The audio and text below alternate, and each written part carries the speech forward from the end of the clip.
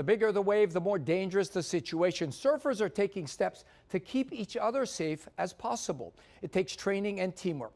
I learned that firsthand from a legendary local waterman out in Makaha. Ocean safety, it's its own entire animal. Brian Keaulana is living his destiny, and the ocean community is safer because of it. You know, we're only here for a short time on this earth, you know, so it's much knowledge that we can give out and skills that we can teach and spread the legacy that my father has passed on to us, you know, and then for me, you know, passing on to my sons and my nephews who's lifeguards right now also too. You put this thing around, I've never seen this before. I've known Brian since we were teenagers. We can come up to big boats, bump them, rescue them, and even when you grab people, you're not going to slam into them. Right. And I've seen him in action countless times, but this is the first time I got the chance to participate in a rescue drill.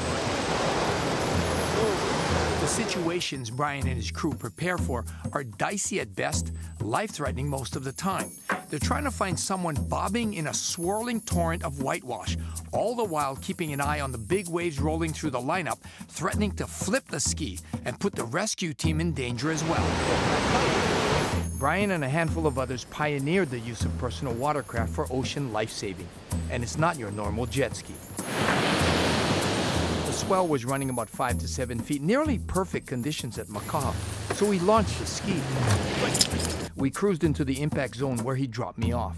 I was imagining the feeling of those people Brian rescues, helpless, maybe injured, not knowing how much longer they could tread water before drowning, and the relief they get when the rescue team shows up amidst the chaos of huge surf as they get pulled onto the sled and jet off into calmer water. You know, we're running between a moving green zone, what I call a safety zone, and picking that person up within, you know, 3 to 4 seconds, and then stabilizing them on top of the sled and bringing them out from what I call a red zone, which would be the danger. Yellow zone would be cautious, green zone would be safe, and just bringing them into a green zone to just kind of like slow things down. We did another drill where I pretended to be unconscious, maybe after a big wave hold down. Brian's teammate, professional surfer Keaula, kept me afloat as Brian deftly maneuvered the ski close enough for the coordinated pickup. They made it look easy and simple, but of course it's not. Sometimes when you see things look simple, it's a lot of training behind, you know, those kind of things.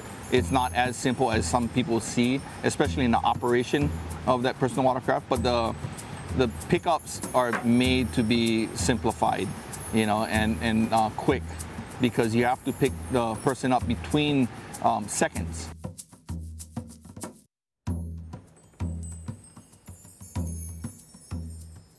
That was an incredible experience. And like I said, I've known Brian since I was a teenager, but it was pretty eye-opening for me to participate in that drill. Yeah.